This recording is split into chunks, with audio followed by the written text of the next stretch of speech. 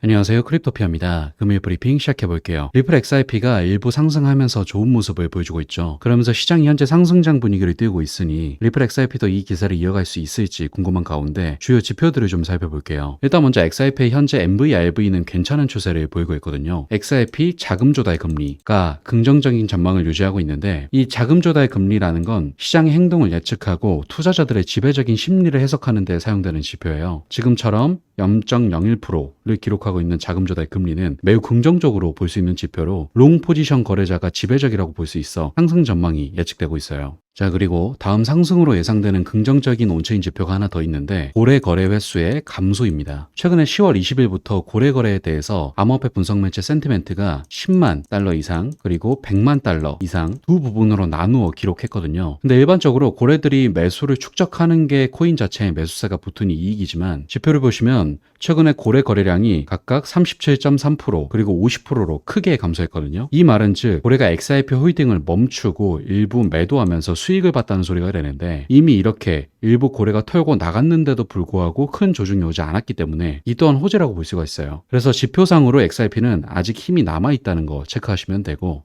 다음은 리플의 NFT 관련 얘기를 좀 해볼게요. 지금 현재 리플의 국경 간 송금이나 CBDC 등등의 초점이 맞춰져 NFT 분야는 비교적 관심이 덜한 게 사실이죠. 근데 이 NFT 분야에서도 리플은 굉장한 발전을 이루고 있어요. 현재 이 소식은 XRP, 레저 기반의 XLS20 표준을 사용해서 300만 개 이상의 NFT가 생성되었다는 소식으로 또 기록적인 이정표를 달성한 거거든요. 현재 XRP 레저는 10년 넘게 운영되면서 다양한 기능을 제공 중인데, 이러한 기능 중에는 다른 통화 중심 네트워크보다 성능이 뛰어난 신속하고 비용 효율적인 거래와 분산형 거래소 덱스, 에스크로 기능, 그리고 토큰 관리와 같은 기본 기능을 제공하고 있죠. 또 XRP 레저는 스마트 계약에 대한 지원이 부족하지만 다른 네트워크와 유사한 다양한 기능을 능숙하게 수행하는데, 여기에는 NFT, 스테이블 코인, 합성 자산 및 기타 프로그래밍 가능한 결제, 계층 자산 처리가 포함되어 있습니다. 그리고 작년 10월에 XLS20 표준이 도입되면서 XRP 레저에서 기본 NFT 생성을 촉진하는 그런 업데이트가 진행됐었는데, 그 후 1년 뒤인 오늘날에 XRP 레저의 일일 평균 NFT 거래소는 분기 대비 7.3% 증가해서 16,700건에 이르러고, 엑스펑크스 NFT 컬렉션이 판매량 1위를 차지해 440만 XRP라는 놀라운 매출을 달성하면서 3분기에 타의 종합거래소 덱스 볼륨이 390% 증가했어요. 그리고 일전에 전해드렸던 소식으로 리플의 파트너 SBI 홀딩스가 XRP 레저 기반으로 2025년 오사카 간사이 엑스포 NFT를 발행하기로 했고, 예상 방문객이 2,800만 명 이상이 되는 만큼 이에 따른 생태계 확장과 더불어 앞선 다양한 지표들을 볼 때 XRP 레저는 NFT 생태계의 핵심 플레이어로 확고히 자리 잡았다고 보고 있기 때문에 리플의 NFT 분야도 크게 주목할 필요가 있다는 점 체크하시고요. 다음은 리플의 브라질 생태계 확장에 대해서 말해볼게요. 리플은 EVM, 사이드체인 출시를 앞두고 해커톤을 진행하고 새로운 프로젝트를 개발해 왔었는데, 이더리움 가상머신과 완벽하게 호환되는 새로운 블록체인의 출시로 XRP, 레저는 많은 유용성을 얻고 디파이, 시장의 모든 기능을 수용할 수 있는 브릿지를 갖게 되었습니다. 그러면서 XRP 토큰이 훨씬 더 다양한 유용성을 갖게 되고 활용성이 늘어나게 되었는데, 이에 따라 EVM 사이드체인을 위한 개발자, 프로젝트 및 인재를 확보하기를 원하고 있는 상태죠. 이런 의미에서 리플은 최근 브라질 암호화폐 시장의 개발자 플레이어를 대상으로 미팅을 추진하기도 하면서 라틴 아메리카 지역에 관심이 있다는 걸 분명히 보여주면서 CBDC를 개발하고 생태계를 통합하기 위해 정부와 협력하겠다는 의지까지 보여준 상태거든요. 리플은 현재 브라질과 콜롬비아를 포함해서 여러 라틴 아메리카 국가의 중앙은행과 긴밀히 협력하고 있기 때문에 CBDC 구축을 위한 기술을 제공할 뿐만 아니라 리플 생태계와 통합해서 중앙화 통화와 분산형 및 개인 통화 시장 사이에 다리 역할을 하는 것까지도 바라볼 수가 있습니다. 그리고 리메사 온라인 및 누뱅크와 같은 브라질 회사들은 이미 리플의 기술을 사용하고 있거든요. 그만큼 리플은 브라질의 생태계에 깊게 녹아들 준비가 되어 있는 상태라고도 볼 수 있기 때문에 리플의 생태계 확장은 잘 진행되고 있다는 거 잘 체크하시고,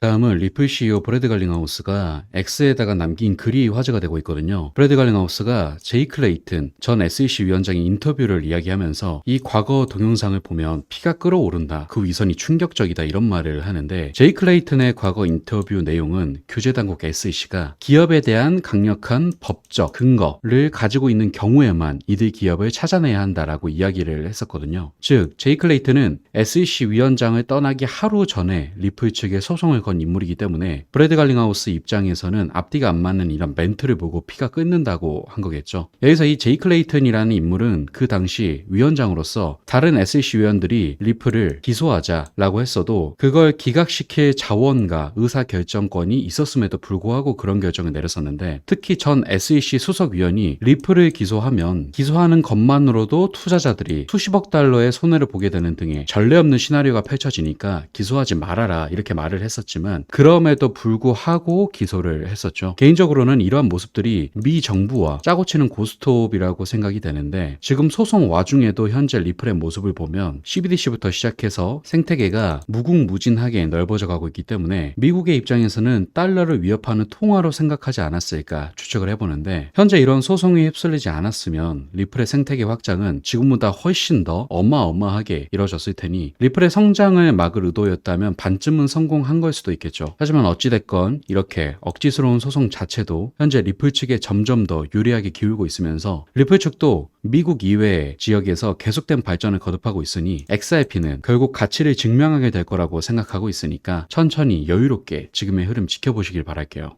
다음은 시장에 큰 관심을 받고 있는 비트코인 현물 상장지수 펀드 ETF 관련해서 말씀드려 볼 건데, 자산관리사 바네크가 SEC에 수정된 비트코인 현물 ETF 신청서를 제출하면서 다시 한번 ETF를 독촉하고 있습니다. 현재 시장에서 비트코인 현물 ETF는 아크 인베스트의 ETF 신청 데드라인인 1월 10일을 기점으로 SEC가 승인해줄 확률을 90% 이상이라고 보고 있는데, 이번에는 기관 투자자가 주도하는 강세장이 올 것이라고 굉장히 기대감이 큰 상태죠.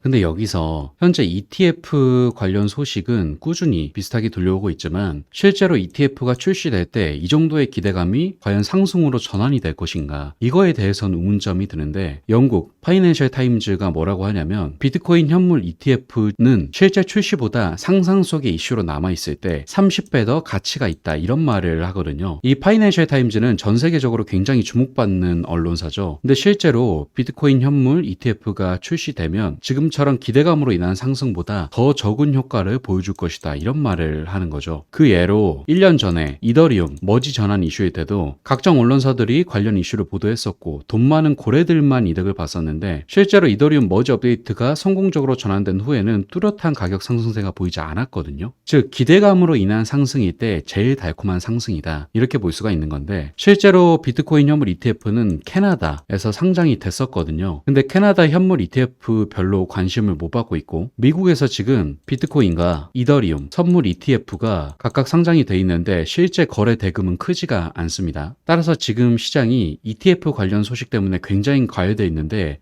조금은 냉정해질 필요가 있다는 거죠. 물론 비트코인 현물 ETF가 장기적으로 볼 때는 당연히 호재가 맞습니다. 그러나 ETF가 승인되자마자 바로 미친 부양이 시작되고 이런 건 아닐 수 있다는 거죠. 오히려 이럴 때 기관, 세력들은 큰 조정을 한번 줄 준비를 하고 있을 확률이 굉장히 높습니다. 지금껏 시장 패턴이 줄곧 그래왔잖아요. 기대감을 주고 조정을 주고 분위기가 가라앉으면 그때 기관 세력들이 주워 담고 올려주고, 이런 패턴이 반복되었기 때문에 현재 차갑게 머리를 식히고 다시 한번 시장을 바라보는 자세가 필요하다라는 점 강조드리면서 금일 브리핑은 마무리할게요. 마지막으로 이런 시장의 다양한 이슈와 관점들 공유하며 소통하고 싶으신 분들은 영상 하단 고정 댓글에 소통방 링크 있으니까 많은 참여 부탁드릴게요. 감사합니다.